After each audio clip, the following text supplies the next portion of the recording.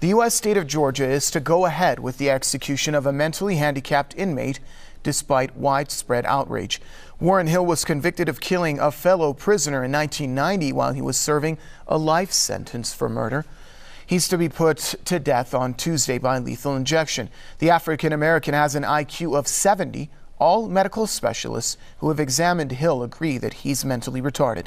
The United Nations, as well as rights groups, have denounced the impending execution, calling for Hill's sentence to be commuted. For more on that story, I'm now joined by Mr. Ralph Schoenman. He is a political commentator joining us now from Berkeley. Sir, welcome to the program.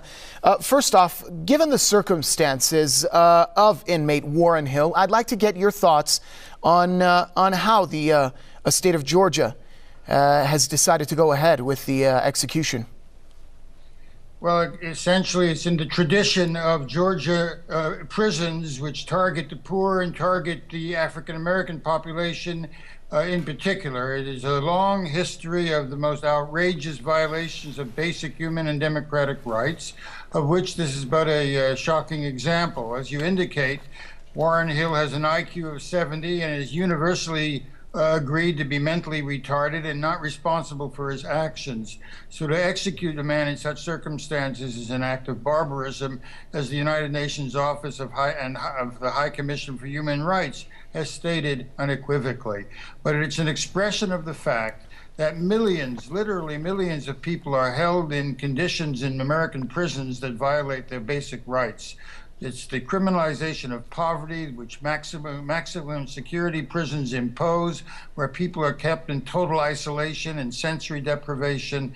This cruelty that is being manifested with respect to this retarded man is but the tip of the iceberg, indicating a system that is a vicious system of repression and injustice that permeates the American justice system and characterizes the imprisonment of the many.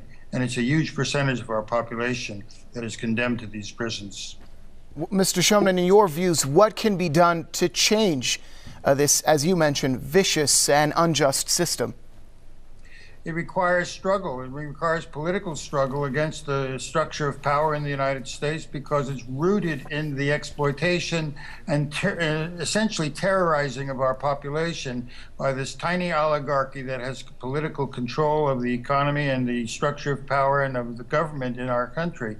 Until there's a mass movement to transform our society, basically, these outrages will be part of the furniture of our daily lives, and there's no way to avoid the conclusion that the repression will intensify for broader sections of the population with an impervious government in the face of deepening hostility and opposition on the part of the mass of our people to such injustices. Political commentator Ralph Schoenman from Berkeley, thank you very much, sir, for your comments.